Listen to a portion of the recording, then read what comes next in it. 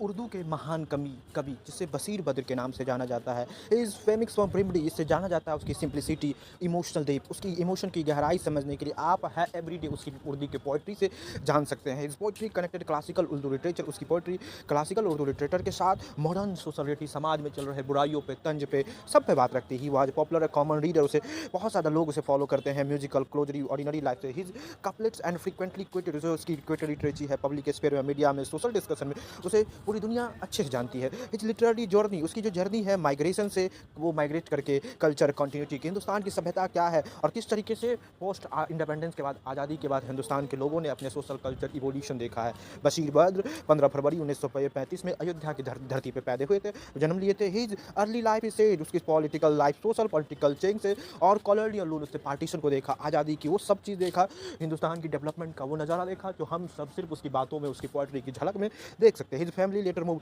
उसकी फैमिली अयोध्या से बहुत जगह जगह घूमे और एक्सपीरियंस किए, अंडरस्टैंडिंग के इंडिया के डिस्प्लेसमेंट को, इमोशनल सिक्योरिटी को, एक जगह से दूसरी जगह जाके छोड़ना, एक लैंड को दूसरी जगह से जाके छोड़ने से from young age so deep interest उसे शुरुआती के जीवन साल में उसने ये मान लिया कि अब उर्दू के साथ ही इसका जीवन का उठना बैठना रहेगा। स्टडी पर्सियन, उससे पर्सियन उर्दू लिटरेचर के साथ साथ टीचर और एकेडमिक स्कॉलर बहुत ज़्यादा थे, विद्वान थे। जिसका एजुकेशन बैकग्राउंड, उसके एजुकेशन बैकग्राउंड थे, जो शिक्षा थी उसे क्लासिकल पोलिटिकल ट्रेडिशन में और मॉडर्न लिटरेरी स्टडीज ने मदद किया। The life journey of Bashir Badr, transformation, उसकी उर्दू को मॉडर्न इंडिया में किस तरीके से ट्रांसफॉर्मेशन हुआ। ट्रेडिशनल उर्दू पोएट जो फोकस था रॉयल कोर्ट्स पे, इलाइट पे, क्लासिकल रोमांटिक में, जो पुरानी सी रॉयल सब छिपा Bashir Badr, changing life history. वो जो बशीर बद्र साहब के आ जाने से ये हुआ कि उसके जीवन का जो है वो क्लासिकल नहीं, अब आम लोगों की बात पोइट्री में, आम लोगों की झलक देखी। इराक उसने लॉनलीनेस पे, रिलेशनशिप पे, चेंजिंग पे, मेमोरी पे, माइग्रेशन पेन पे लिखा उसने हर बार, and decline of human ships, किस तरीके से आज अर्बन में ह्यूमन की लाइफ में इमोशन खत्म हो चुका था। His poetry became highly relatable, उसकी पोइट्री बहुत ज़्यादा रिलेटेबल है,